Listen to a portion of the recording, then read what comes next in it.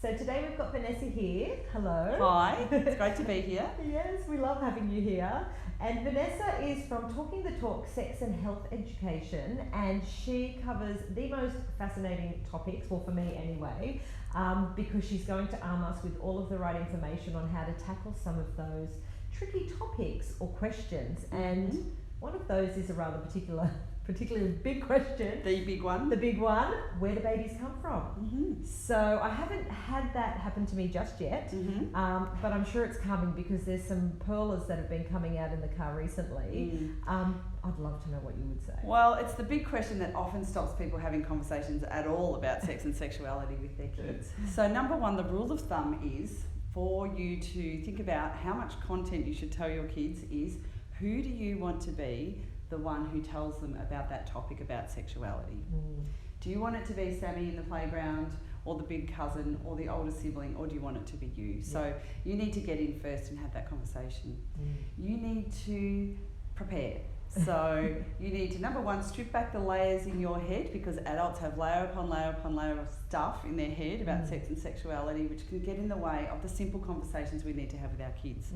So read some books, do a bit of a Google search, have a look at the articles that we've got on Kiindred, just to get that language, practice with your partner, buy a book to use as a prop with the kids as well. When I say practice with your partner, I mean explaining it, not how they just caught myself there. But that's the key point. That's what we think about. Yes. Kids are simplistic. They just want to know how the baby got in there. Yeah, how do they make sense and put it all together? And it's an amazing story of how humans reproduce. You know, if you say to kids, look at David Attenborough and the amazing story of how that species reproduced, well, humans are the same.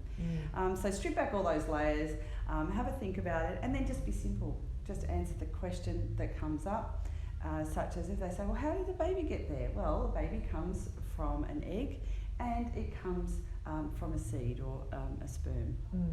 And stop. And then they might say, well, where do they live, or how did it get together? So eggs live in a special sac in one body, and seeds live in a special sac in the other body.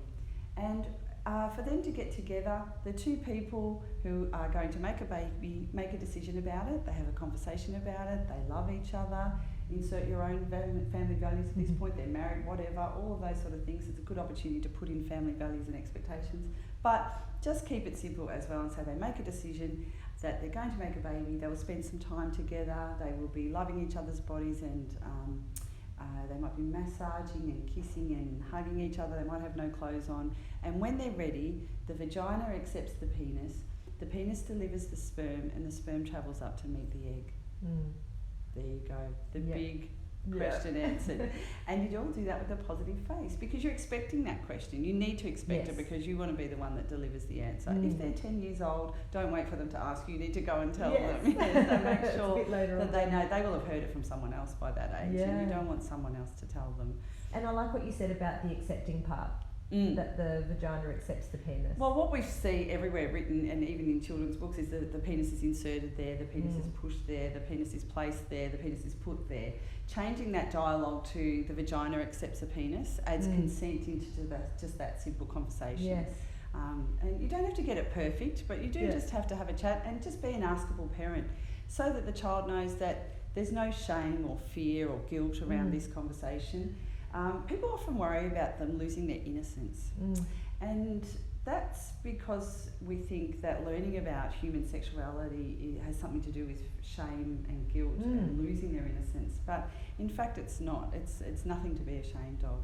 They will lose their innocence if something happens to them or something they learn about that they didn't know about and they weren't safe. So in fact we do have to have these conversations, and research tells us time and time again, children having good information that's age appropriate from an early age have better outcomes later on in life. They have less unintended pregnancies, less sexually transmitted infections, they delay sexual intercourse to a later age. Isn't that fascinating? And you don't think about that later on, and that is the start of it. You're setting a foundation for healthy sexuality conversations based on joy and responsibility, not on fear and danger. And it's the biggest role that we can play, I think.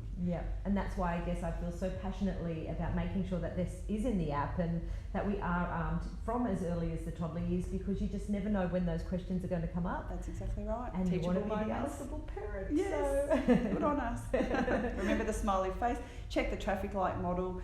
Links that are on my resources about acceptable child, what's expected of child sexual behaviour, and that helps us know that we're doing the right thing. Yes.